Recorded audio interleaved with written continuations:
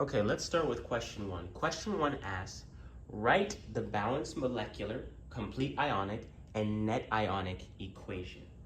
The most important thing for this type of question, because a lot of students do struggle with this question, is understanding the definitions of molecular, complete ionic, and net ionic equations. Now, you don't need this long, comprehensive definition, but you need a key word in your brain so that you can quickly memorize what these equations look like. So when we're talking about the molecular equation, this equation is going to have balanced charges, and the entire equation will be balanced, and each compound should have neutral charges. And so you're going to see subscripts in the molecular equation because we're balancing charges to equal 0. The complete ionic equation, you're going to take all of the aqueous compounds, for example, CaCl2 and K2SCO3, and you're going to break them down into their ions. Now remember, you can only break a compound down if it is soluble. If it's a solid or a liquid or a gas, you're not going to break it into its ions. You're only going to break down aqueous and strong acids, strong bases, electrolytes into their ions. Lastly, net ionic equation. This is an equation that only contains the compounds or species that actually impact the reaction. So all these spectator ions, you're going to remove those from the equation, which we'll see in a little bit, and that will be your final net ionic equation.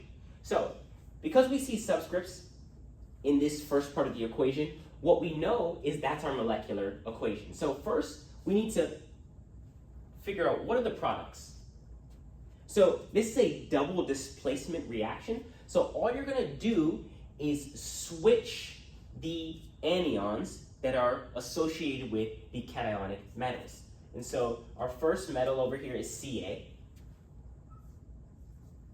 And we're going to associate Ca with CO3.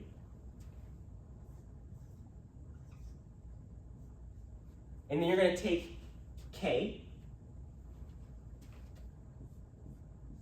and then you're going to associate it with Cl. Now, when you first write the product, don't write any subscripts yet. Just first understand what goes with what. Now we can ask ourselves the question, are the charges balanced here? What charge does calcium have? Ca. It has a +2 charge because it's a group 2 metal. Carbonate has a -2 charge, so this is a neutral compound. Now you need to ask yourself, is it aqueous? If you look at your solubility chart, you find out that compounds with carbonate are not soluble, they're insoluble. So this is actually going to be a solid. Then we ask ourselves, are the charge balanced over here? You have potassium and chlorine. Well, potassium is a group 1 metal, so it has a +1 charge, and chlorine has a -1 charge. So it's balanced. So we also know that this is aqueous based on our solubility chart. If you're trying to find the states, you're going to look at your solubility chart. Okay, now we ask ourselves, is this equation balanced? And you'll quickly see we have 2 chlorine here and 2 potassium here, so we need to put a 2 right here to balance out the equation. Now everything should be balanced. This is the balanced molecular equation. The reason it's the molecular equation is because we've neutralized the charges. How do you neutralize charges? By including subscripts. Okay? If you don't see a subscript, it just means 1. This is not a subscript. Carbonate is a polyatomic ion. Okay, so don't get that confused. The subscript really for this entire polyatomic ion is 1. Okay, so these are our subscripts, 2 and 2. This is a coefficient. Now, let's figure out what is the complete ionic. So I mentioned before that your complete ionic, you're going to take all your aqueous or soluble compounds and you're going to break them into ions. So what that looks like for CaCl2 is, we know that calcium has a +2 charge, and chlorine has a -1 charge.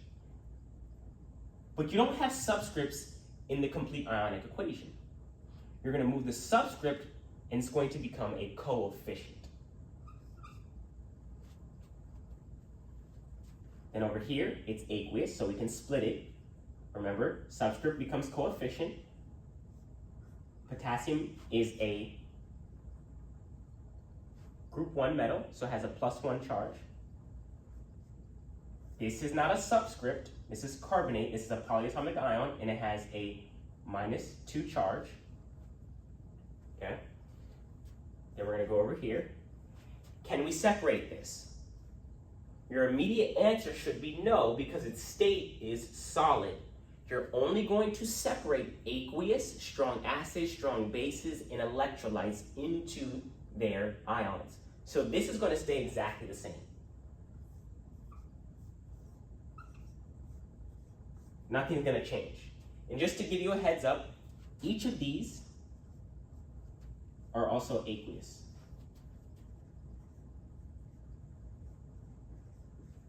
So make sure you write your states. Then over here, we have K, but remember there's a coefficient. We're going to bring down the coefficients because we're allowed to have coefficients in the complete ionic. We're just not going to have subscripts. Again, this is not a subscript. This is a polyatomic ion. If you have more than one polyatomic ion, you're going to have parentheses and then the subscript. So you can think of this as having a parentheses around this whole compound, or I should say polyatomic ion, and of having a subscript of 1, but we don't need to write 1. So coefficients, you can bring those to the complete ionic. So you have 2 of K plus, it has a +1 charge.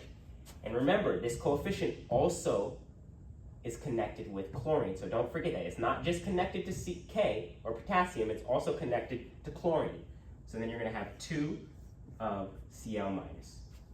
So then we ask ourselves, is the complete ionic equation balanced?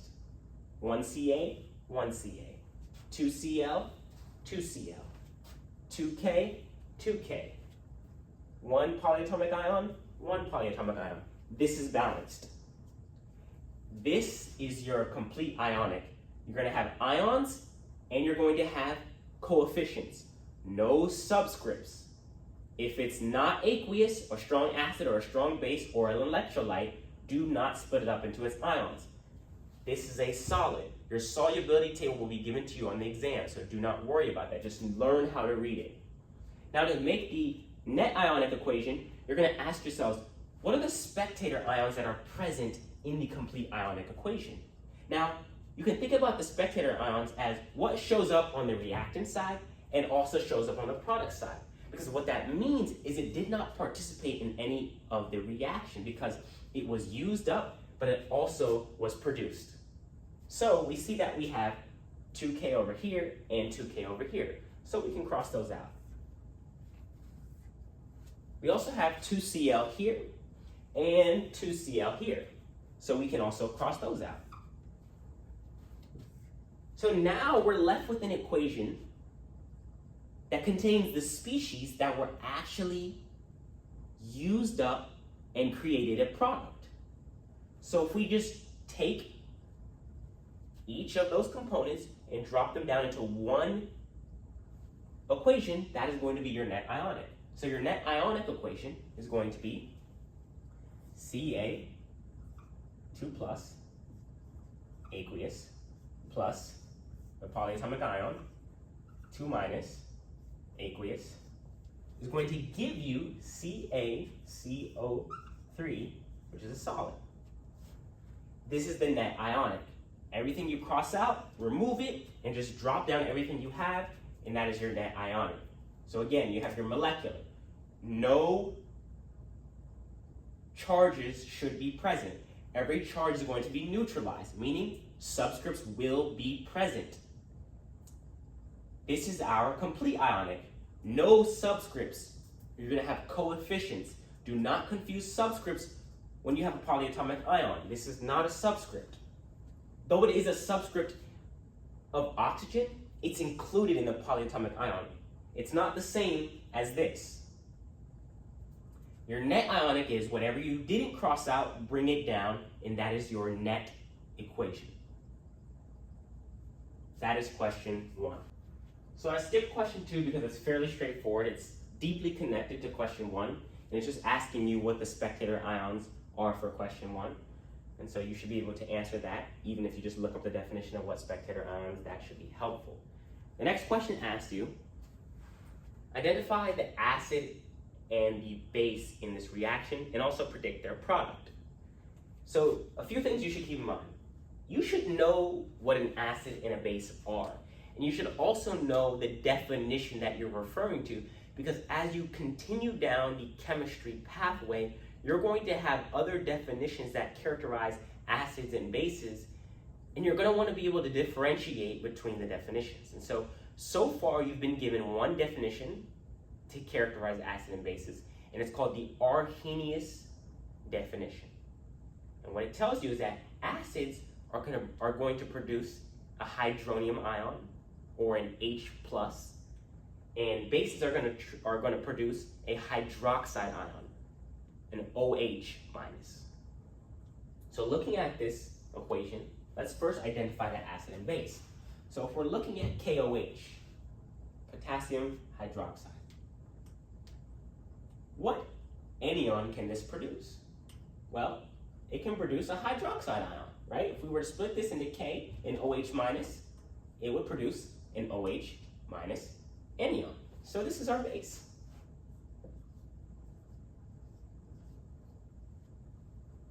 So by process of elimination, this has to be our acid. Now that you have characterized what the base and the acid is, this one produces hydroxide ions. This is going to produce hydronium ions or H+ ions. You now have to ask yourself, what products do acid-base reactions form? Two things, always. They're going to produce a salt and water. So water, we know what water is, H2O.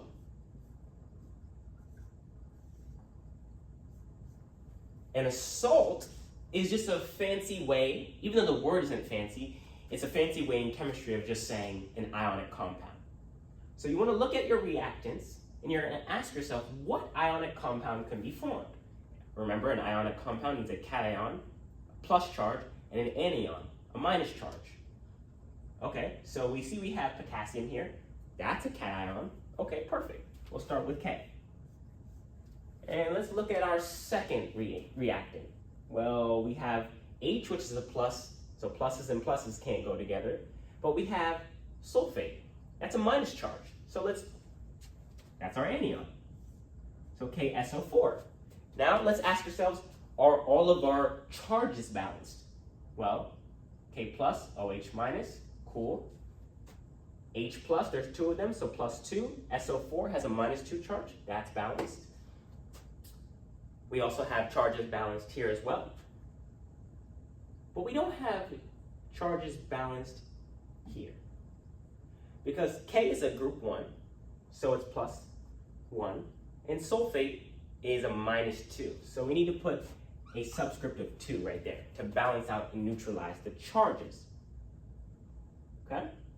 Now if we look at all of them, all the charges are neutralized. Now is the equation balanced? Well, we added a K2 here, but we're missing the amount of K's over here because there's 2, but there's only 1 here. So the logical thing is to put a 2 here. But when you put a 2 here, you also need to put a 2 in front of this water. And that will get you exactly where you need to be. The equation is balanced, the charges are neutralized, you created your water and your salt, which is what acid-base reactions do, and you've identified which one is the base and which one's the acid. And that is how you do question number 3. Okay, for the last question, I'm just going to do question 5. You guys did very well on question 6 and 7 because that was just stoichiometry, and you guys are very familiar with that concept now. But I did find that some students, or many students, struggled with question 5. So question 5 asks you to find the reducing agent, the oxidizing agent, what is being oxidized and what is being reduced. So in your lecture, you were probably given this mnemonic: oil rig. So oxidation means you're losing electrons, so it's becoming more positive, or reduced means you're gaining electrons, meaning the number is decreasing, or you're getting less positive, more negative. So what we're talking about is the oxidation numbers. The oxidation numbers are going to either increase or decrease, and that tells you if it's oxidized or reduced. If it increases from reactants to products, that means it's oxidized. If it decreases from reactants to products, it was reduced. So we're talking about oxidation numbers here. Oxidation numbers tell you the transfer or the gain or loss of electrons. So let's look at what the oxidation numbers are for our reactants versus our products. So here we see barium by itself. You remember the rules. If an element is off the periodic table and it's by itself, it's going to receive 0 as its oxidation number. Good. Now we have calcium nitrate. So what takes priority here? Make sure that you're looking at your oxidation table, and whatever comes at the top is going to take priority from the things that are down low. So we know that calcium is a group 2 metal. So it's going to have an oxidation number. We're not talking about charges here, we're talking about oxidation numbers of +2. Nitrate is going to take a -1 charge. If you refer to question 1, you would be able to solve for that as well, because nitrate with a -1 charge was one of the questions. So again, here, oxygen, if you wanted to break it down further, has a -2 charge. -2 times 3 is -6. Nitrogen would be +5. But for this typical problem, you don't really care to see that, because you can just keep the polyatomic whole, because it stayed whole on the other side as well. So now we go over here, barium. Again, barium is going to take priority because it's a group 2 metal. So it's going to have a +2 charge. Again, nitrate is going to have a -1 charge. Calcium, it's by itself, it's off the periodic table, so it's going to get a 0, correct. So now once you've assigned oxidation numbers, you want to compare and contrast elements on the reactant side versus elements on the product side. So let's look at barium. Barium has a 0 on this side, and it has a 2 on this side. So it increased, which tells us that it lost electrons. So barium, Ba, is being oxidized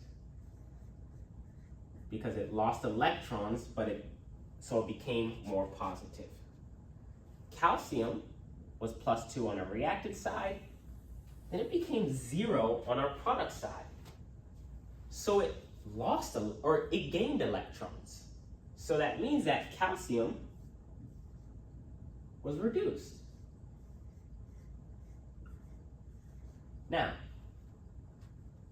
the best way to think about oxidizing agents and reducing agents is looking at the word agent. First of all, an oxidizing agent and a reducing agent, agents can only be reactant. So when you're talking about what is the agent, don't even look at the product side. When you get in your exam, they're going to put one of the products as the answer choices or 2 of the products as the answer choice. Do not select a product. You can instantly strike those out. It can only be a reactant. So an agent is somebody who does something on the behalf of someone else. So a sports agent is doing the contracts and negotiating on behalf of their athlete. Same thing with the oxidizing agent and the reducing agent. The easiest way to think about it is whatever is being oxidized is the reducing agent. Okay? So Ba, this reactant, is our reducing agent. Then our other reactant, by default, has to be our oxidizing agent. Because remember, if Ba is being oxidized, that means it must be reducing something else on behalf of something else. And if calcium is being reduced, it must be oxidizing on behalf of another species, so it's the oxidizing agent. And that is how you do question number 5.